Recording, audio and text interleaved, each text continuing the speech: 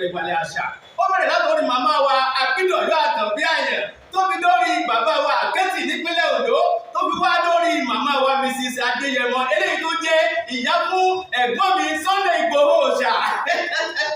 kọ́lọ́run kò délẹ̀ pé èèyàn rẹ̀ àwọn èèyàn wọ̀nyí wọ́n ṣe díẹ̀ níbẹ̀ tí wọ́n tó fà bọ̀ fọlọ́run ọba ayọ́pẹ́ ìbàtà lè mí jẹ́ èmi ni ọmọ tí Olódùmarè yọ́nú sí bàtà ńlá àbìdí hẹ́rìmọ̀ fẹ̀fẹ̀fẹ̀ ìlú wàbà àwọn ìlú àfìlù kọ́mọ lédè àfìlù símọ níyè àfìlù kọ́mọ lọ́rọ̀ àfìlù kọ́mọ láṣà àfìlù kọ́mọ lọ́gbọ́n